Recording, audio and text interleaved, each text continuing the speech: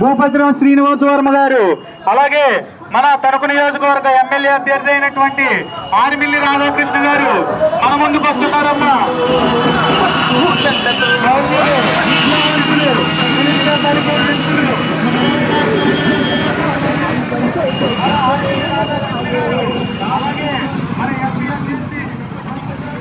Cycle కన్నా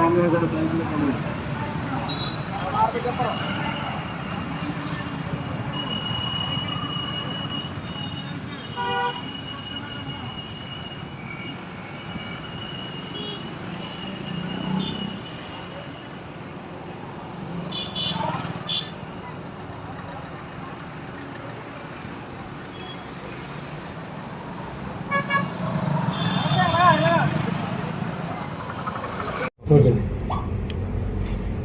మే 13 జరిగేటటువంటి సార్వత్రిక ఎన్నికల ప్రచార కార్యక్రమంలో భాగంగా తణుకు నియోజకవర్గంలో నర్సాపురం పార్లమెంటు కూటమి అభ్యర్థి శ్రీ శ్రీనివాస వర్మ గారితో కలిసి ఈరోజు తణుకు నియోజకవర్గంలో దాదాపు 20 గ్రామాల్లో రోడ్ షో నిర్వహిస్తూ అత్తిలి, ఇరగవరం, తణుకు రూరల్ మండలాలు కవర్ అయ్యే విధంగా ఈరోజు ఈ రోడ్ షో నిర్వహిస్తున్నాం.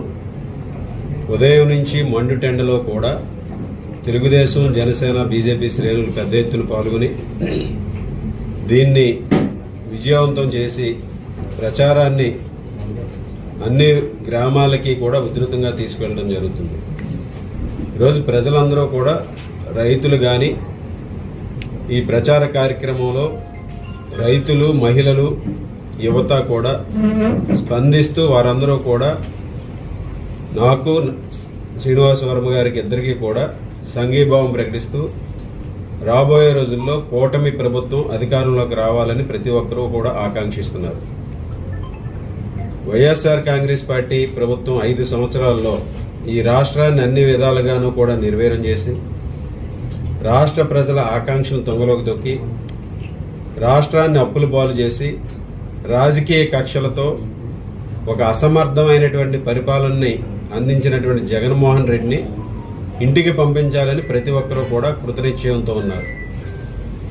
చంద్రబాబు నాయుడు గారు, పవన్ కళ్యాణ్ గారు, అదేవిధంగా మోడీ గారు, వీరి ముగ్గురు కూడా రాబోయే రోజుల్లో ఈ ఆంధ్రప్రదేశ్ రాష్ట్రాన్ని పునర్నిర్మాణం చేసే విధంగా, ఈ రాష్ట్ర ప్రజల ఆకాంక్షలు నెరవేర్చే విధంగా సూపర్ 6 మేనిఫెస్టో ఏదైతే ఉందో అది ప్రజల్లోకి పూర్తిగా ప్రతి ఇంటికి కూడా చేరువైంది. ఈరోజు జగన్మోహన్ రెడ్డి విడుదల చేసినటువంటి మేనిఫెస్టో ఏదైతే ఉందో ఈరోజు నవరత్నాలని చెప్పి నవమోసాలు చేసి ఈరోజు మరలా నవరంగాలని మరొక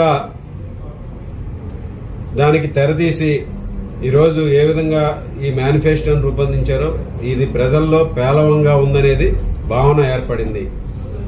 గతంలో అమలు చేయలేనటువంటి హామీలని జగన్మోహన్ రెడ్డి మేనిఫెస్టో అనేది ఒక భగవద్గీత, బైబిల్, ఖురాన్ అని చెబుతూ చాలా హామీలని, మేనిఫెస్టోలో ఇచ్చినటువంటి హామీలను ముఖ్యంగా అమలు చేయలేనటువంటి అసమర్థమైనటువంటి నాయకుడు జగన్మోహన్ రెడ్డి.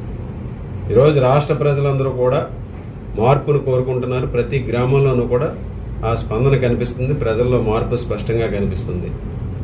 అలాగే ఇక్కడ స్థానిక మంత్రి మీద, ఈయన చేసినటువంటి అవినీతి మీద కానీ, అసమర్థ పరిపాలన మీద కానీ ఈ నియోజకవర్గ ప్రజలందరూ